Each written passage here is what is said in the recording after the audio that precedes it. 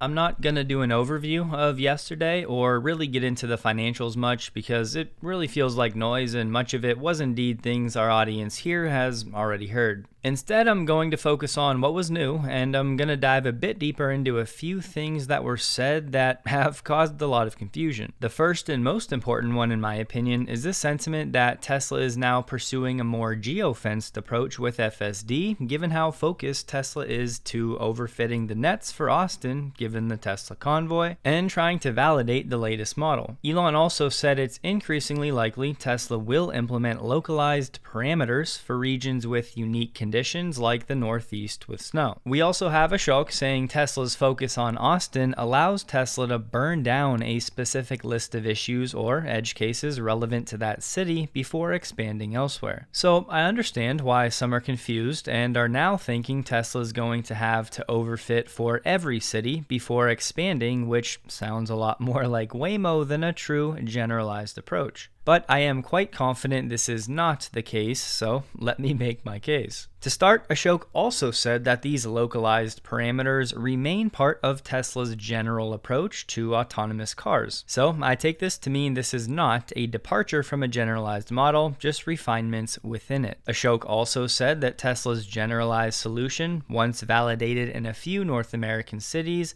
should be applicable to other North American locations. I took that to mean Tesla still has a rapid path to scalability without city-specific mapping for every city. Think about it like this. Certain regions may require a few weeks of overfitting to ensure the model is excellent with edge cases like snow. But then this overfitting is baked into the generalized model, so when those situations are encountered, the model knows exactly how to handle them. And perhaps Tesla has a handful of cities where they run this overfitting convoy scenario, but that does not mean Tesla has to do that with every city. And I know some are frustrated hearing the team mention one intervention every 10,000 miles because that's not their experience. But as I've said for weeks, Tesla is definitely overfitting for Austin, just like it's done for years in places like San Francisco and Palo Alto. So it's really nothing new. As far as we know, Tesla has more training data based on a larger portion of the fleet being in certain cities. So this overfit approach is just now done more intentionally based on regulations and the unsupervised rollout rather than just letting it be where the fleet is naturally.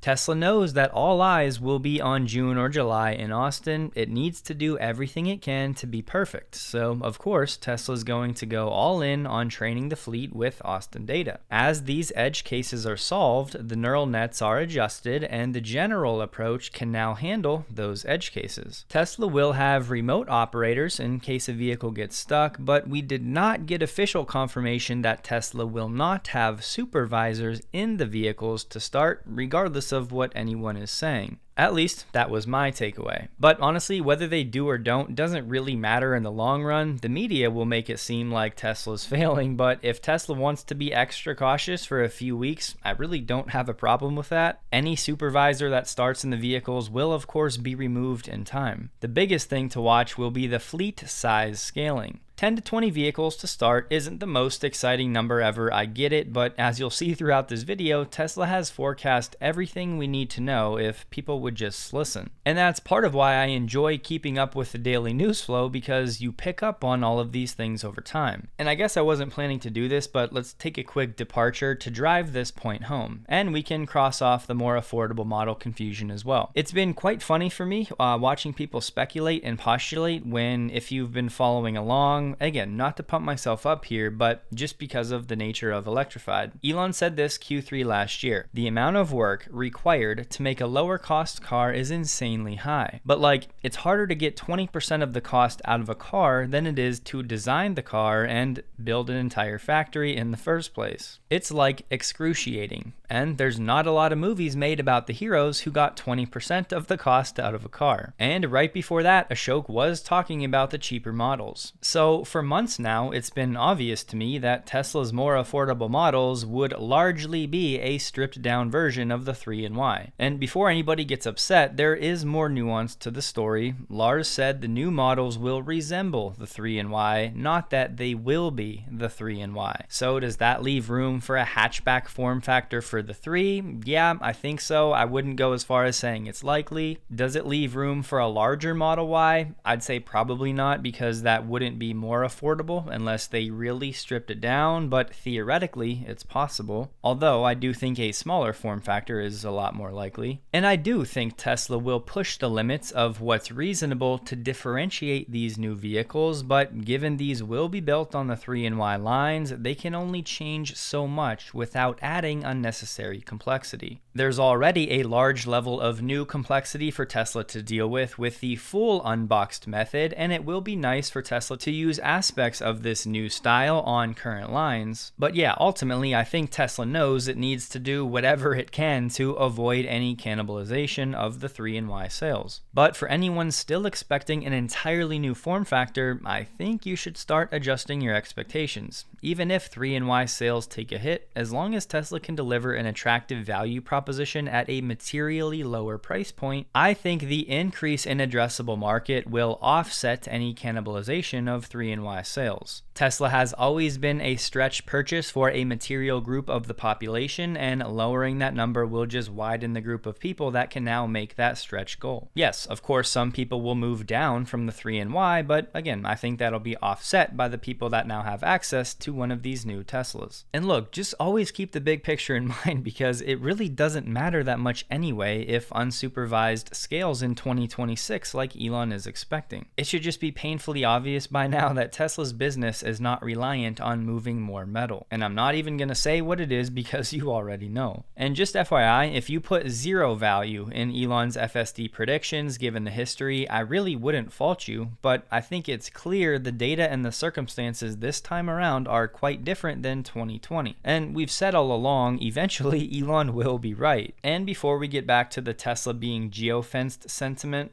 I have to admit something. One of my favorite pastimes has really become sitting back and watching the world react to Tesla earnings days. Yes, I love getting updates about the company and deciphering where the team is at mentally, but the reactions are just classic. This main headline, for example, Tesla profits dropped 71% on weak sales and anti-Elon sentiment. And we have over 355 articles written on this subject in just a few hours. I'm old enough to remember back when Tesla started selling the Model S and was barely a blip on the global radar. And here we are today with Tesla and Elon as arguably the most prominent and impactful entities on Earth. And we'll touch on more reactions in a bit, but 68% of Americans say they see too much bias in the reporting of news that is supposed to be objective. And personally, I would say the other 32% of people are just asleep at the wheel. I have found great value in staying abreast of the latest global news over time to pick up on trends and piece together how the market may react.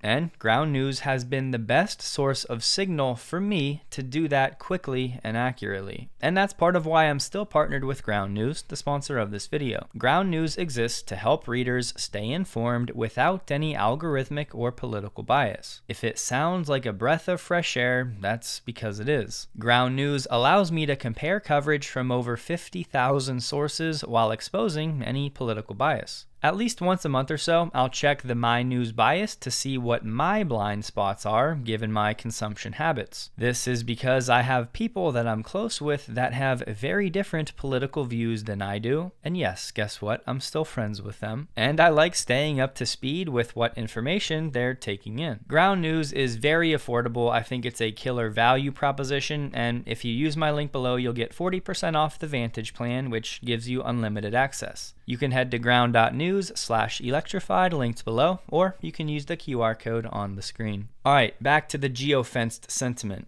Elon shot down any concerns about glare from the sun given Tesla's photon count approach, Basically, just because the post-processed image looks jacked up doesn't mean the cameras can't actually see, and it sounds like Tesla's fixing the red hands redundancy error in those settings with this overfitting in Austin. So hopefully that can be rolled out everywhere in the months ahead, if indeed that is the case. But from the entire team reading between the lines, there really was zero doubt that the camera only and the generalized approach is the way forward. And don't forget, geofencing really means relying on detailed HD maps to operate, and as far as we know, that is still not Tesla. Overfitting a generalized approach is not the same as relying on an HD map, so keep that distinction clear. Tesla is focused on the generalized neural net and ensuring it handles Austin-specific edge cases, which still fits with Tesla's camera-only approach, where the model learns from data rather than relying on predefined maps. Ashok saying the localized parameters still follow Tesla's general approach means any Austin-specific optimizations are adjustments within the existing neural network, not a shift to a city-specific model. The goal is clearly to validate the generalized model in Austin and then scale it to other cities without extensive remapping. And do not take overfitting to mean that the model is trained so narrowly in Austin that it fails elsewhere. That is not the case.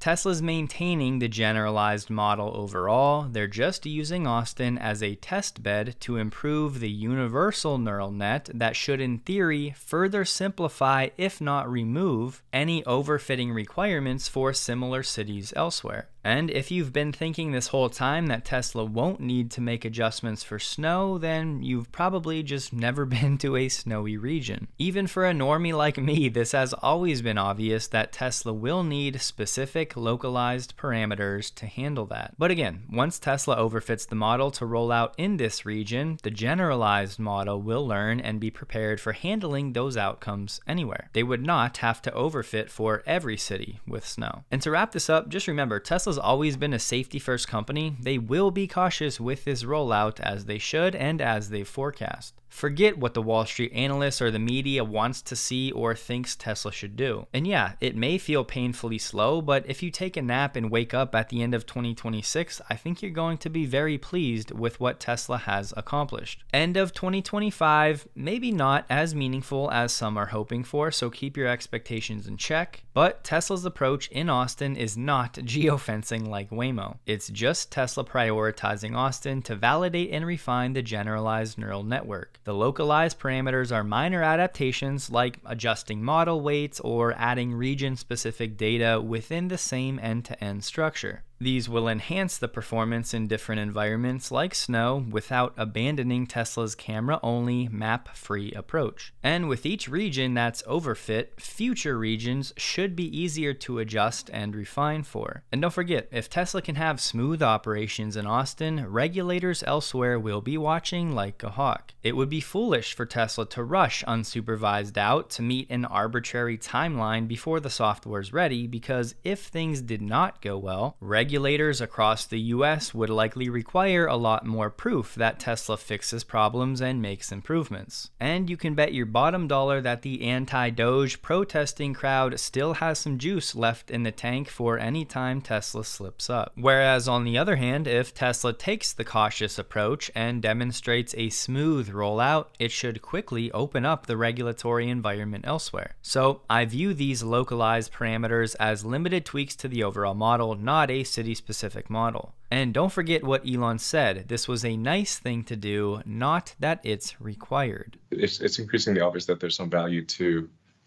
having a localized set of parameters for different regions and localities. But this is I put that in the nice to have category. It's not the required category. And Tesla just dropped this video saying FSD supervised ride hailing service is live for an early set of employees in Austin and San Francisco. Tesla has completed over 1.5 thousand trips and 15,000 miles of driving. The service helps Tesla develop and validate FSD networks, the mobile app, vehicle allocation, mission control, and remote assistance operations. And no, not all robotaxis will need need a rear screen, most people will probably just use the app. And Ashok said the overall experience will feel super snappy. And then a few other quick ones. Elon said he'll be spending more time on Tesla starting next month, which is great. Unsupervised in Austin will be with the Model Y, no Cybercab, again, as expected. I just think people get too excited and want surprises, and I get it. But the messaging has always been Cybercab won't be in official production until 2026, so I'm glad that's put to bed. And we don't know what to expect of Elon's Optimus claims, like the fastest scaling product in history and 1 million per year by 2030. Is that going to be another 20 million car per year by 2030 scenario? The first time we heard that proclamation, by the way, was Battery Day in 2020. And given what Elon said about people not buying cars in the future and Tesla's product roadmap, that 20 million per year milestone in a few years appears dead. I think 10 million a year by 2030 even feels like a stretch right now, so my expectations for Optimus are not in line with Elon's, but I do think half of that is reasonable. And given how different it will be to manufacture Optimus than a vehicle, I would give Elon even more benefit of the doubt. Let's just say for predictions like this, I do have an Elon discount. I'm not putting a specific number on it, I just go by gut feel. Tesla Energy continues to dominate, posting 28.8% gross margins on lower revenue, but Q3 was even better at 30.5% on even less revenue, but that's likely before Tesla started recognizing more Shanghai megafactory costs. And we're still waiting for the $1 billion gross profit quarter from Tesla Energy alone, and I do think if we get a spike quarter in Q2, that's still on the table. Again, just a matter of time. The Powerwall 3 is doing incredibly well, which should be no surprise since the third iteration of products are usually the best. A lot of people missed this one, but Tesla did confirm briefly that they're making LFP batteries in-house. So I thought it was great to hear that validated publicly, because up until yesterday, most of what we had was speculation and reporting. I do wish somebody would have asked more about it for production rates and use cases and form factors, but I digress. On the price of FSD, Elon said when you're able to sleep, it'll be the best $99 you've ever spent. So could you interpret this to mean Tesla does not have immediate plans to change the subscription price for unsupervised? Yeah, I think that's fair, but I also think it could have just been Elon making a funny comment, not really trying to indicate that prices won't change, even though that was the original question. But unsupervised on personal cars in the US before the end of this year is quite exciting. I'm not expecting this to be a wide release by any stretch. It'll likely only be in cities where Tesla's operating robotaxis. And on that front, Elon finally laid it out in a way that I think some will grasp. Even if Tesla has tens of thousands of robotaxis next year, it's going to immediately vault to 90% plus of the market share very quickly. Waymo will likely be stuck at a few thousand units, and Tesla could have millions by next year. So I think most of you understand this, and even if Tesla has to retrofit hardware through vehicles, they still have a clear path to millions of robotaxis quickly, whereas Waymo does not.